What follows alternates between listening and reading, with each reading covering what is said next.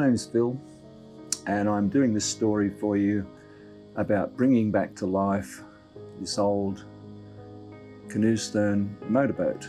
She's 32 foot long. She's also 87 years old, and her name is Jabiru.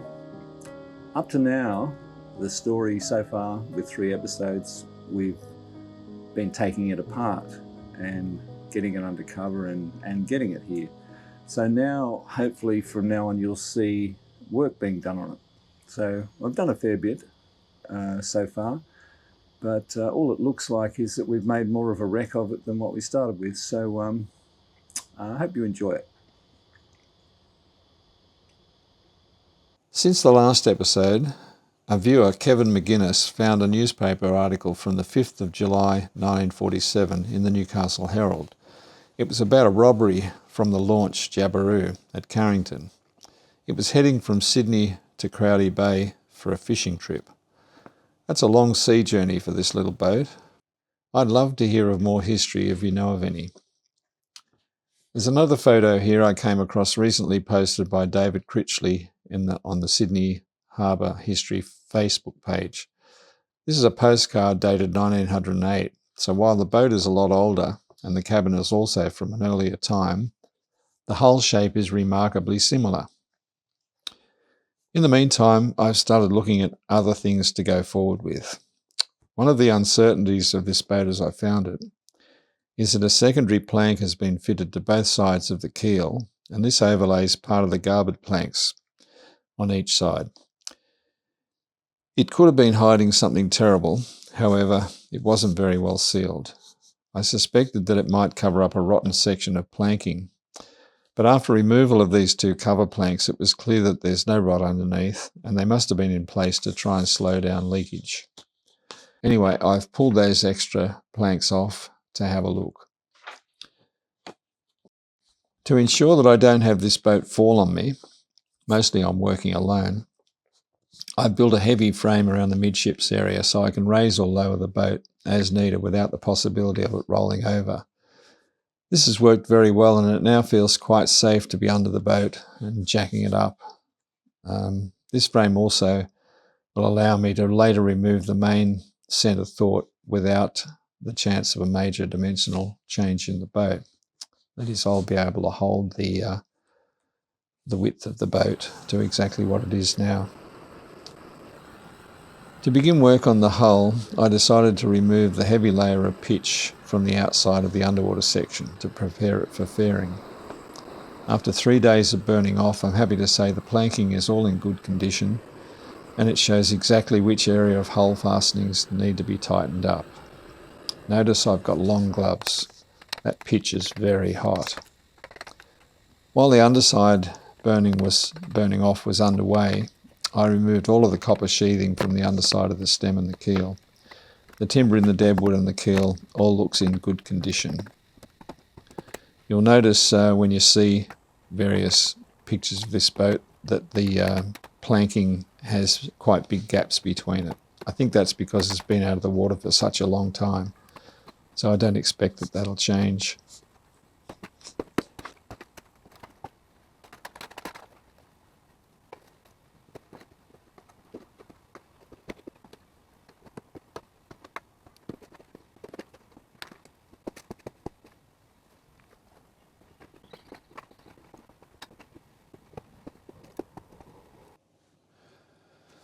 Moving to the inside, my beekeeping and sailing friend Roger helped with emptying the diesel tank and clearing out the cockpit floor and seats. Roger also removed the bunks from up forward.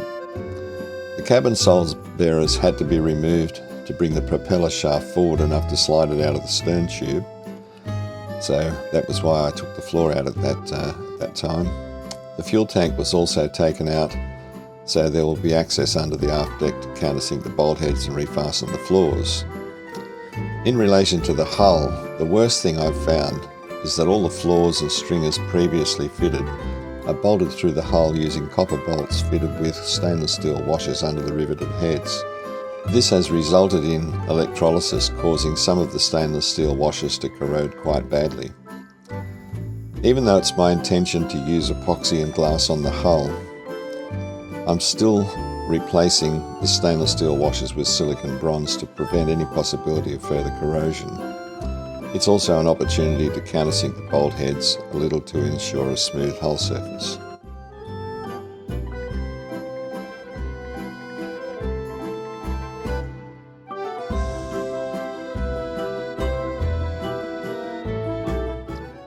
I removed a couple of the floors in the aft end and then painted and resealed these as I countersunk the bolt heads.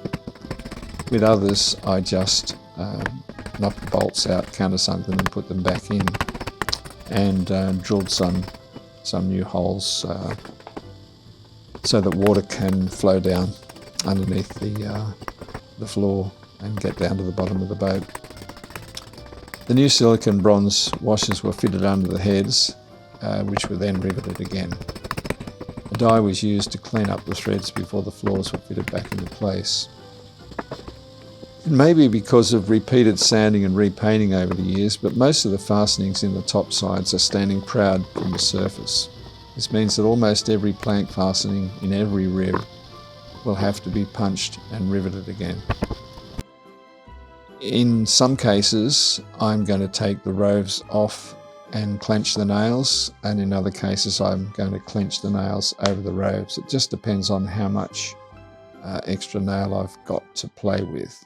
The problem with re-riveting is roves that have been put on are far too big for the size of the nails, and because they're old and worn, they're not actually tight on the nails like a rove would normally be. So normally you would punch the rove on, it would be tight against the shaft of the nail. You'd then cut the excess nail head off and rivet it. While you've got a loose hole in the rove wants to jump off as soon as you start riveting it, so it's quite difficult to actually re-rivet an old roved nail. Anyway, we'll deal with that. Clenching's pretty good. I like it. In some cases I prefer it to riveting with roves anyway. Since the stringer bolts need to be repaired, every stringer is being removed in turn so the plank fastenings behind can be punched and riveted again. This will also allow for painting the underside of each stringer and the inside of the hull behind the stringer.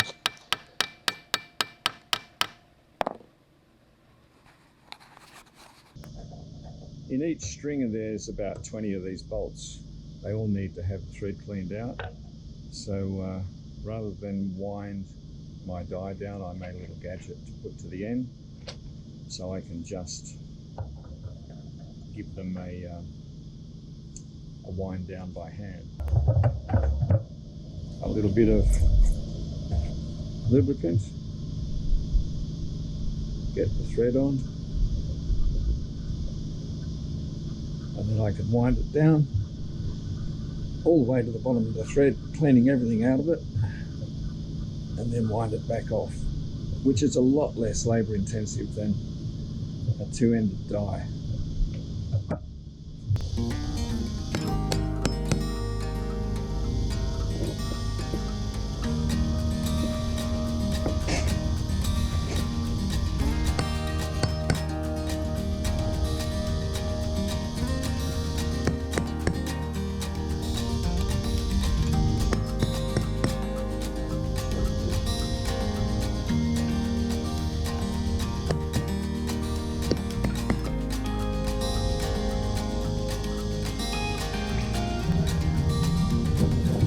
Okay.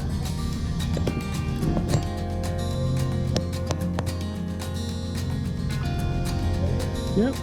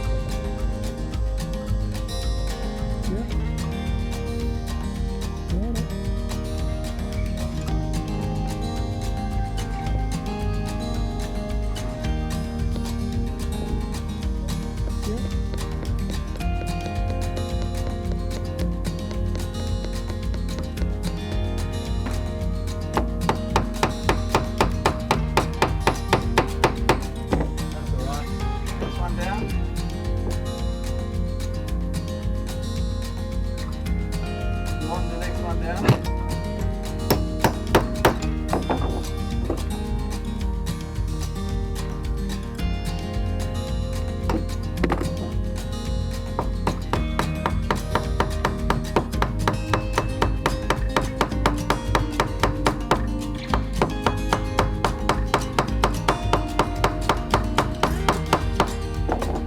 Okay, next one down.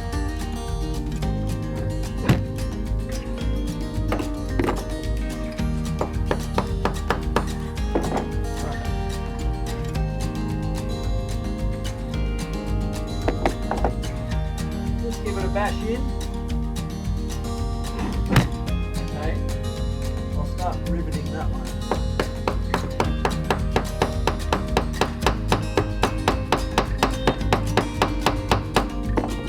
Okay, next one down.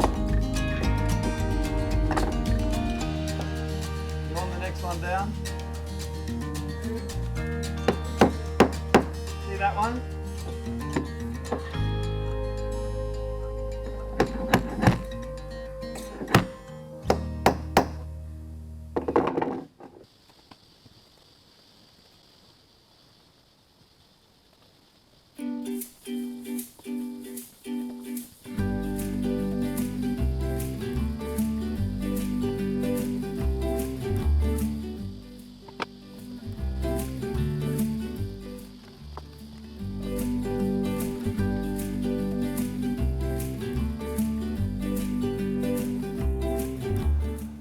Well, here we are. The boat's cleaned out. 6 floors have been refastened with the heads countersunk. The 2 main full-length stringers have been taken out, re-riveted underneath, painted underneath, back of the stringers painted, and they're back in place now. Well, look, that's all there is for episode 4. Episode 5 shouldn't be too long in coming out, because I think the amount of video that I have is far too much for just one episode. So whatever you saw in this one, there'll be probably more of the same coming in episode 5. So hope you enjoyed it. Bye.